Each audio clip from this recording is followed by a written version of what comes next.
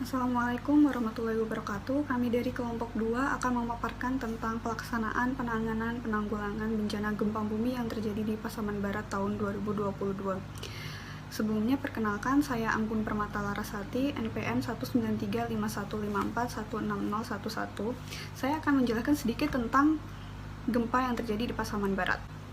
Pasaman Barat secara umum disusun oleh endapan kuarter, yaitu endapan gunung api dan aluvium yang telah mengalami terjadinya pelapukan, yang pada umumnya batuan-batuan bersifat lunak, urai, dan tidak terorganisir, sehingga menyebabkan rawan terjadinya gempa bumi. Gempa bumi di Pasaman Barat telah mengakibatkan 27 orang meninggal, 457 orang luka-luka, serta sebanyak 1057 bangunan rusak.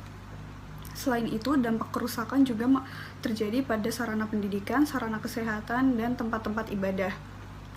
Untuk itu, kita memerlukan pelaksanaan penanganan dan penanggulangan bencana gempa bumi. Penanganan dan penanggulangan bencana gempa bumi akan dipaparkan oleh teman-teman saya. Terima kasih. Perkenalkan, nama saya Astinia Fozati, NPM 1935154160012 dari Prodi Administrasi Publik. Saya di sini akan menjelaskan bab 2, yaitu tinjauan pustaka. Pertama, saya akan menjelaskan tentang bencana. Bencana merupakan suatu situasi dan kondisi yang terjadi akibat kondisi alam dan non-alam yang dapat merugikan dalam kehidupan seperti kesehatan, mata pencaharian, harta benda bagi masyarakat dalam waktu yang tidak ditentukan. Jenis-jenis bencana ada dua, yaitu bencana alam dan bencana teknologi. Bencana alam dibagi menjadi 3, yaitu hidrometeorologikal berupa topan, badai, banjir, kebakaran. Yang kedua yaitu bencana geologi meliputi proses internal bumi seperti gempa bumi, tsunami, gempa vulkanik. 3 yaitu bencana biologikal merupakan wajah penyakit epidemi.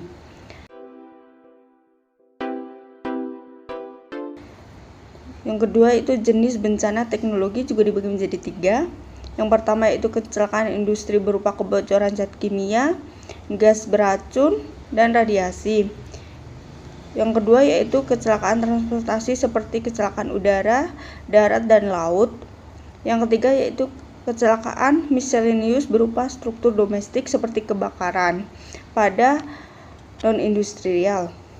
Selanjutnya saya akan menjelaskan tentang gempa bumi. Gempa bumi adalah peristiwa bergetarnya bumi akibat pelepasan energi di dalam bumi secara tiba-tiba yang ditandai dengan patahnya lapisan batuan pada kerak bumi. Akumulasi energi penyebab terjadinya gempa bumi adalah dari pergerakan lempeng-lempeng tektonik. Jenis-jenis gempa bumi dibagi menjadi 5, yaitu gempa bumi vulkanik. Pertama itu terjadi karena aktivitas vulkanisme atau gunung berapi. Gempa bumi vulkanik terjadi karena adanya aktivitas magma. Kedua yaitu gempa bumi tektonik, merupakan yang terjadi akibat adanya aktivitas tektonisme, yaitu pergeseran lempeng-lempeng tektonik. Yang ketiga, gempa bumi tumbukan, gempa bumi yang disebabkan oleh jatuhnya meteor, asteroid maupun benda langit lainnya. Yang keempat yaitu gempa bumi runtuhan, jenis gempa bumi yang terjadi akibat runtuhnya material-material bumi. Yang kelima yaitu gempa bumi buatan. Gempa bumi ini yang disebabkan oleh aktivitas manusia seperti peledakan dinamit maupun nuklir. Sekian dari saya, terima kasih.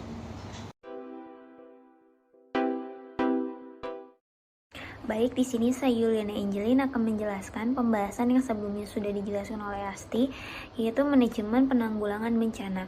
Manajemen bencana adalah suatu proses yang dinamis, berlanjut, dan terpadu untuk meningkatkan langkah-langkah yang berhubungan dengan observasi, analisis bencana serta pencegahan, mitigasi, kesiapsiagaan, peringatan dini, penanganan darurat, rehabilitas, dan rekonstruksi bencana menurut Undang-Undang Nomor 24 Tahun 2007.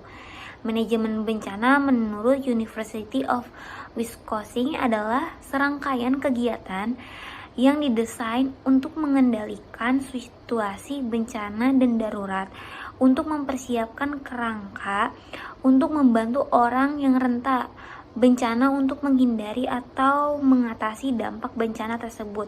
Dan menurut Universitas British Columbia adalah proses pembentukan atau penempatan tujuan bersama, nilai bersama atau common value untuk mendorong pihak-pihak yang terlibat atau partisipan untuk menyusun rencana dan menghadapi baik bencana potensi maupun aktual.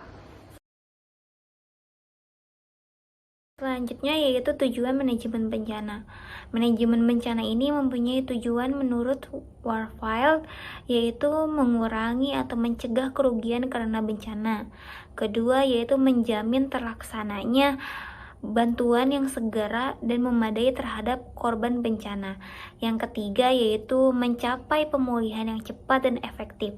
Dengan demikian, siklus manajemen bencana memberikan gambaran bagaimana rencana dibuat untuk mengurangi atau mencegah kerugian karena bencana, bagaimana reaksi yang dilakukan selama ini dan segera setelah bencana berlangsung, dan bagaimana langkah-langkah yang harus diambil untuk pemulihan setelah bencana terjadi. Selanjutnya yaitu siklus penanggulangan bencana. Siklus ini memiliki 3 fase. Yang pertama yaitu fase prabencana, dan kedua yaitu fase saat terjadi bencana, dan ketiga yaitu fase pasca bencana.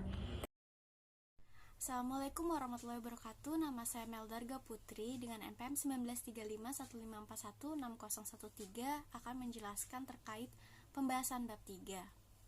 Gempa bumi Pasaman Barat 2022 merupakan gempa bumi berkekuatan 6,1 magnitudo yang mengguncang Kabupaten Pasaman Barat, Sumatera Barat, Indonesia pada tanggal 25 Februari 2022 pukul 8.39 waktu Indonesia Barat. Berdasarkan informasi BMKG, gempa yang berlokasi pada kedalaman 10 km ini tidak berpotensi tsunami. Ini merupakan jenis gempa bumi kerak dangkal yang dipicu oleh aktivitas patahan aktif sesar semongko. Dampak dari terjadinya gempa bumi ini mengakibatkan 27 korban jiwa dan 457 orang lainnya luka-luka, sedikitnya 19.221 orang mengungsi.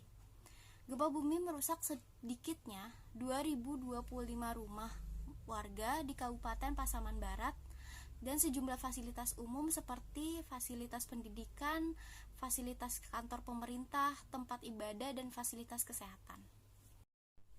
Gempa bumi juga mengakibatkan longsor di lereng Gunung Talamau di Nagari Malampah, Jorong Sungai Siria, Nagari Kota Tinggi, dan Kabupaten 50 Kota.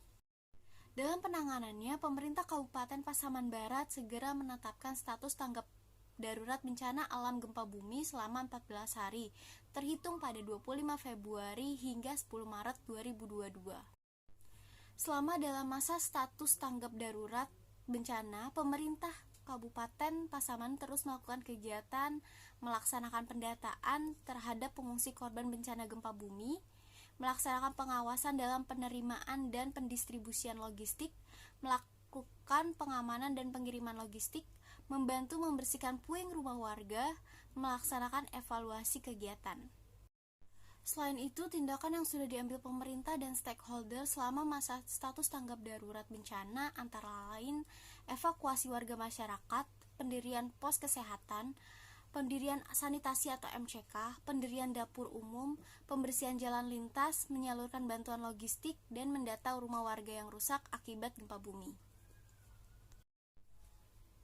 Kendala dalam penanganan gempa bumi di Kabupaten Pasaman antara lain adanya perpindahan pengungsi dari satu tempat ke tempat lain sehingga menyebabkan terjadinya kendala pendistribusian logistik kepada para korban.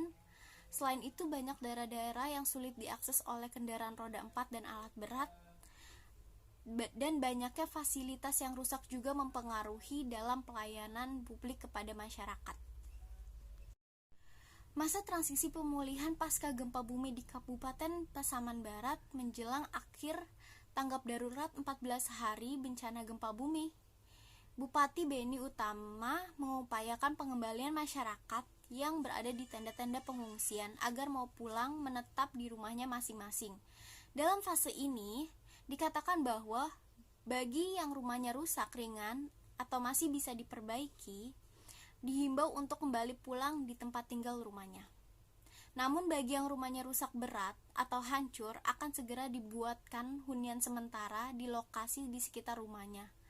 Disebutkan ada kekhawatiran jika masyarakat tetap tinggal di tenda-tenda pengungsian akan menimbulkan masalah baru terkait munculnya berbagai penyakit. Baik, dari apa yang telah teman-teman saya paparkan, dapat disimpulkan bahwa bencana gempa bumi yang terjadi pada tanggal 25 Februari 2022 di Pasaman Barat, Sumatera Barat tidak berpotensi tsunami, dan pemerintah Kabupaten Pasaman Barat telah menetapkan status tanggap darurat terhitung dari 25 Februari hingga 10 Maret 2022. Adapun hal-hal yang telah dilakukan pemerintah Kabupaten Pasaman Barat dalam melaksanakan penanganan dan penanggulangan gempa bumi, yaitu melaksanakan pendataan terhadap pengungsi dan korban jiwa, melaksanakan pengawasan dan pengiriman logistik, melaksanakan pengamanan serta pendistribusian logistik, dan membantu warga dalam membersihkan puing-puing reruntuhan serta melakukan evaluasi kegiatan. Baik, itu dia dari kelompok 2. Apabila ada salah kata-kata, kami mohon maaf. Wassalamualaikum warahmatullahi wabarakatuh. Terima kasih.